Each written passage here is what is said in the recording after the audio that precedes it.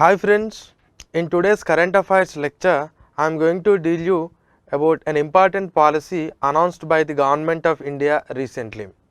This policy is going to have its own implications in the development of future India. That policy is liberalizing of geospatial data. Liberalizing geospatial data or liberalization of geospatial data. So first of all, you need to know what is the geospatial data and what exactly the meaning of this liberalizing of geospatial data. First of all, recently Government of India announced the guidelines for acquiring and producing geospatial data and geospatial data services including maps. So Department of Science and Technology or the Ministry of Science and Technology has released these guidelines. Okay, it is not Ministry of Earth Sciences, it is Ministry of Science and Technology. And what is that liberalizing, what is that geospatial data, we will first looking into that.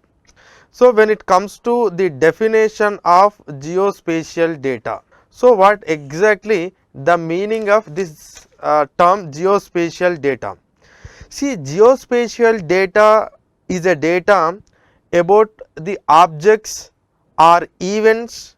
It is the data about objects or events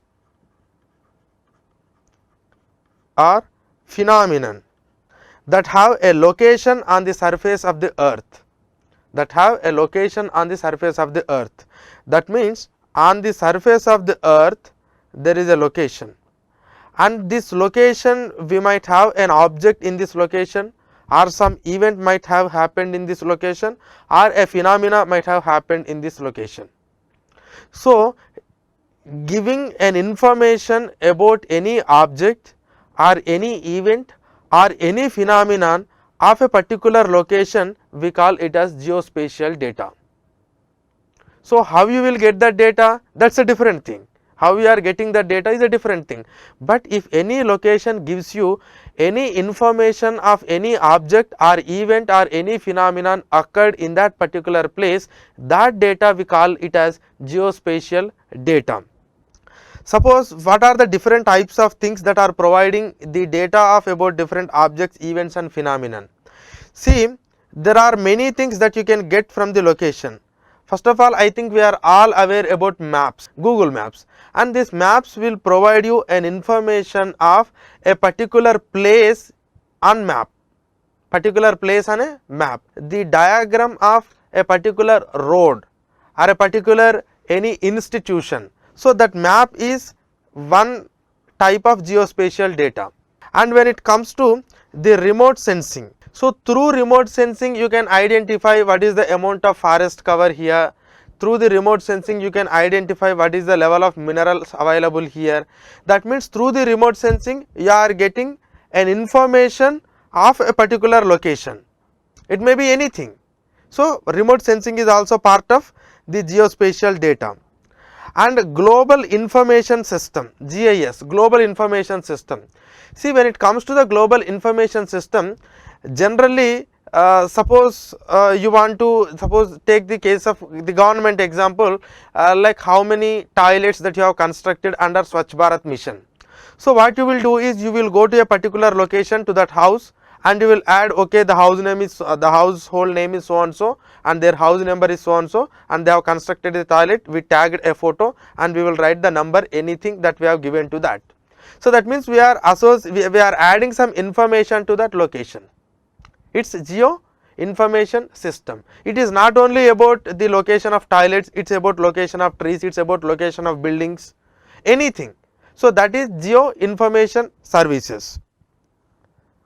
And apart from geo information service, yes, I have already told GPS, global positioning system like maps, and the cartography. So cartography means you must know the height of that area, so at which they are placed, what is the average height with respect to the ocean, and is it a plain area or something like hilly and lower regions.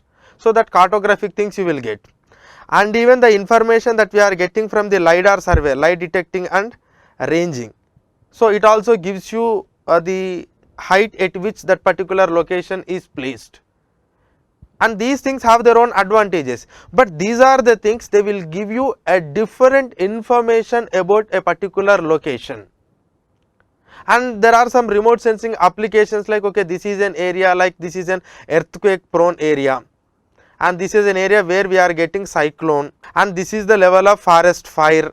So that also you will get. Suppose forest fires are happening, okay, this is the area where we are getting, and regularly happens. So like the point here is, in geospatial data means it is a data about a particular location. The data might be related to a particular object or a particular event or a particular phenomenon.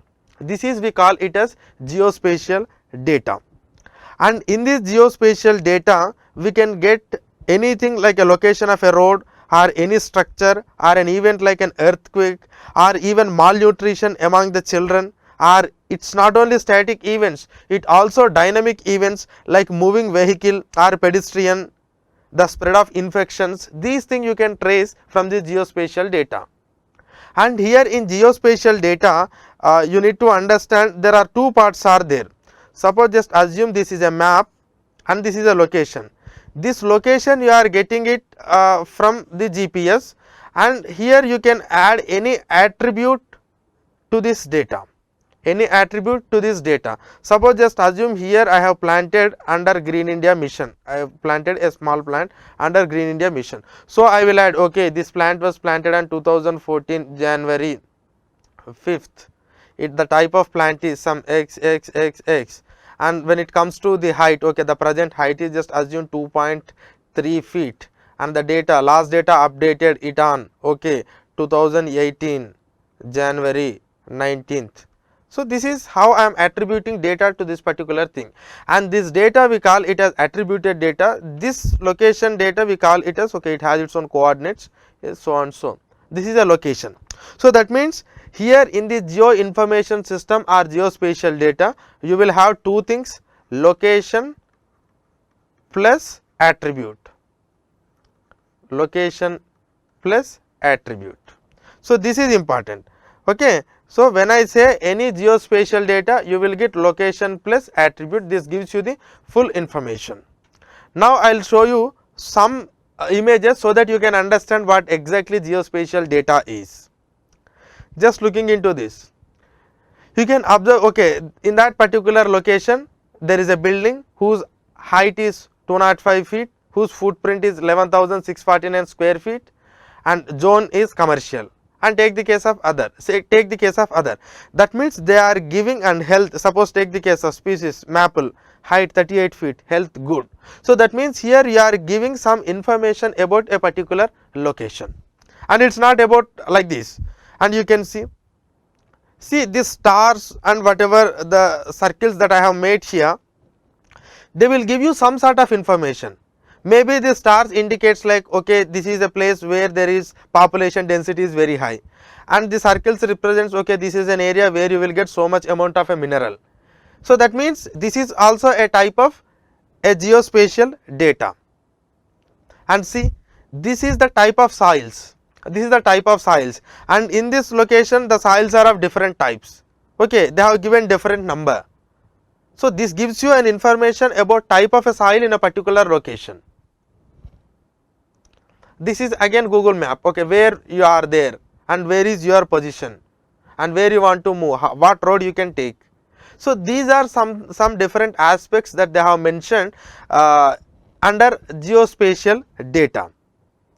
And once you are aware about this geospatial data, now will understand what is the importance of this geospatial data. Before, when it comes to the liberalization, we will come to the importance of geospatial data. Where we can use this data? What are the applications of this data? See, the known application for us is, okay, it is about GPS, Global Positioning System, or map. It is an American based. You will use it for navigation. This can be used in road transport, rail transport, air transport, even for the military purposes. And also these GPS services are now using for e-commerce businesses. Now they are using for e-commerce businesses. They are using for e-commerce businesses, because they need to deliver that particular product in your locality. Their GPS is helping, and if it is so accurate, then the work will complete in a faster manner. So that is the one application that you know, and the other applications I will come to know so that you can understand it. And this positioning system will helps you to lay the roads and also the data, the geographical data. So where the forest is, where the height is there, where the height is low, okay, those things, to lay the roads, railways, ports, airports, okay. So to design the road projects, railway projects, ports, airports, and even power projects and power lines, power plus I am writing. So power projects and power related transmission lines, everything you can plan it according to this data. Because if you getting into that map and relevant data, you can understand where the agricultural fields are, where the population density high, where the vacant land is there. So that thing you can get it. Now even it can be helpful for social development. Social development in the sense, now you can track first the social development indicators. So what is the health strategy of a particular location? What is an educational strategy of that particular location? What is the IMR, MMR of the, what is the spread of the communicable diseases in a particular area? How many people are living in that area? What are the resources are there in that area? So this entire information you can get, and if that information you will get, no, it will be easy for your governance, and thereby you can bring the social development. When it comes to, especially in the sea area, you can identify where the fishing zones are there, like fisheries, and also this will helps you to do deep sea mining, and also the offshore oil and natural gas reserves. These things also you will get. It is very easy to identify, and it also useful for transport, laying industrial corridors, and the most important thing is you can do precision farming with these locations. It is part of agriculture. That means now you can plant the seeds in according to the geographical location, so that you can maintain the distance, you can use the machinery in an easy manner. This is how the agriculture is happening in some of the developed countries like Israel. So they are using these technologies, geospatial data technologies, and to improve the agriculture. And also mining, for mining projects also this data is useful. And apart from this agricultural mining, yes, you can go for construction of dams in an appropriate location, linking of rivers, where you can link and how you can link, so that you can improve our waterways. And there is a one important and recent example that I can give is, it was also mentioned in budget, that is Swamitva scheme.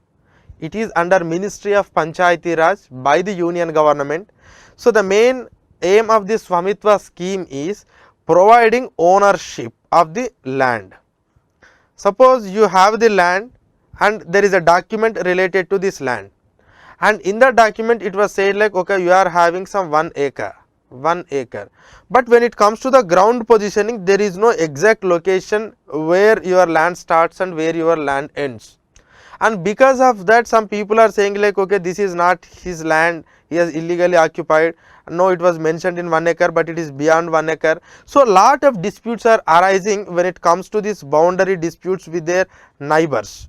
So under Swamitva, what they will do is, they will identify the longitudes and latitudes. They will identify the longitudes and latitudes, and finally they will come up with a document in that they clearly mention all these border points, and they will try to give, okay, this is the land, we are going to provide some sort of rights to this guy or to this farmer. So it is providing ownership, and if you don't decide these boundaries in a scientific manner, whatever the guarantee that you provide, again it leads to disputes. So that is how we are using this geospatial data for providing rights on the land to the farmers and the rural people.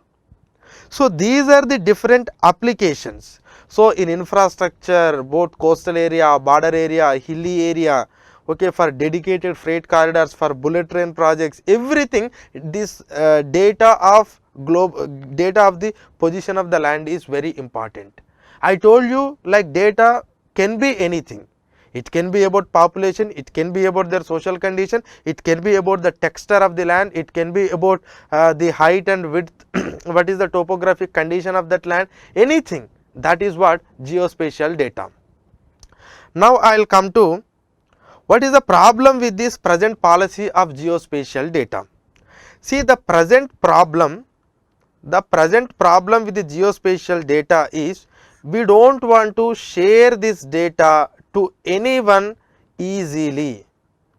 So share easily is not acceptable in the present, that means up to whatever the prior to the announcement of policy.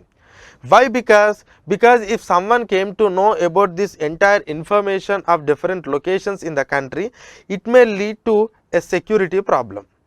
This is what our main concern, both security of internal and external, both from the internal people and external sources.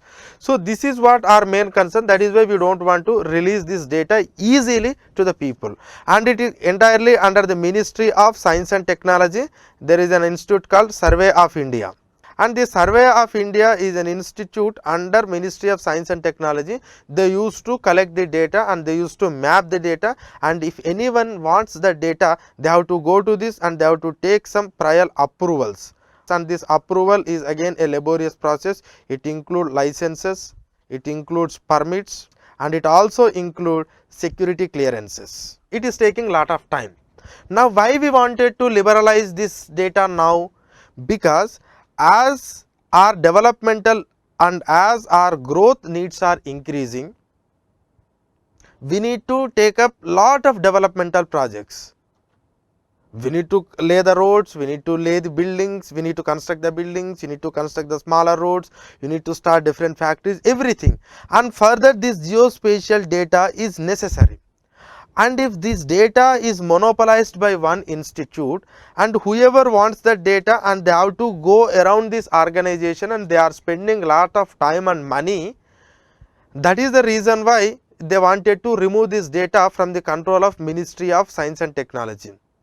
Suppose if this data is freely given to anyone, whoever wanted to do, see, it will create lot of opportunities. I will come to that later. But the project developers or the project implementers or the designers, so they wanted to use this data, and accordingly they will devise the, or they will design the plans. So that is the reason why this data must be easily accessible to the people who wanted to do an innovative work with this data.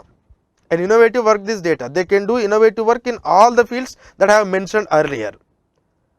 And now the present condition is, almost half of the time they are taking for getting the approval from the Ministry of Science and Technology or from the Survey of India.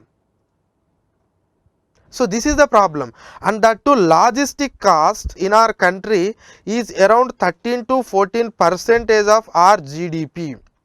And if at all you want to run this thing in an efficient manner, then this geospatial data will be helpful, and with this we wanted to bring it down the cost to 9% of the GDP. Maybe laying the roads and the corridors in a perfect manner, and appropriate timing matches, and also the whatever the ancillary transporting facilities that must be reached in an appropriate time. So this everything coordinate with respect to the geospatial data.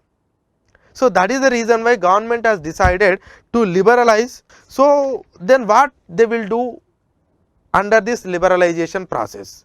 Now under this liberalization process, this data can be used for academic purpose, can be used for research purpose, can be used by private organizations, can be used by individuals. Now what they can do? The prior permission or the prior approval or the security clearance is not necessary.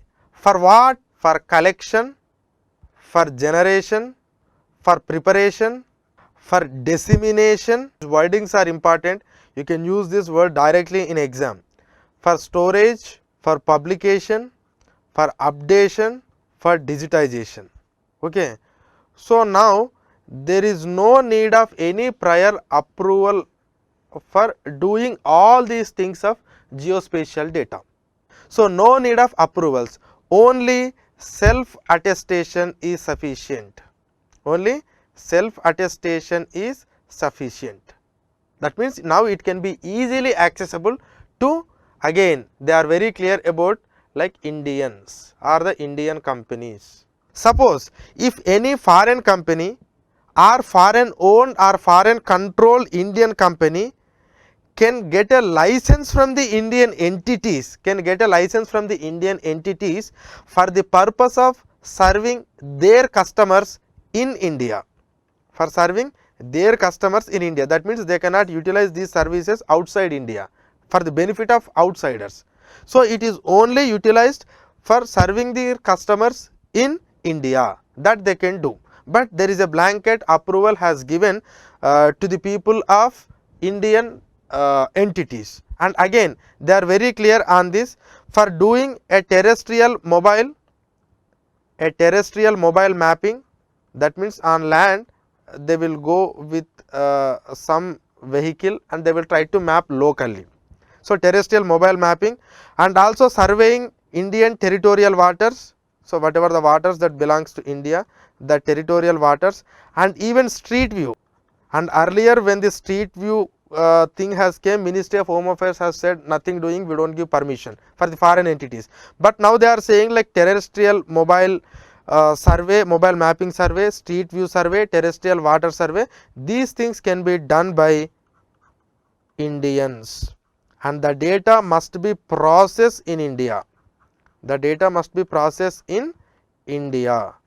So, that means it is a big boost to the Indian companies or the entrepreneurs in India or the startups who want to do business with this geospatial data in India. It is a big boost.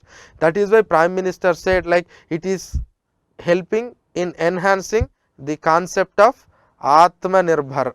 So, that means you are becoming self reliant, your data is liberalized and your companies can use this data and they can process it and they can use it for different purposes. And here this document or the guidelines under the Ministry of Science and Technology has clearly mentioned like all geospatial data produced using public funds except classified geospatial data shall be made easily accessible for scientific, economic, developmental purposes to all Indian entities without any restriction. Suppose if any data is collected by the public funds, it must be accessible.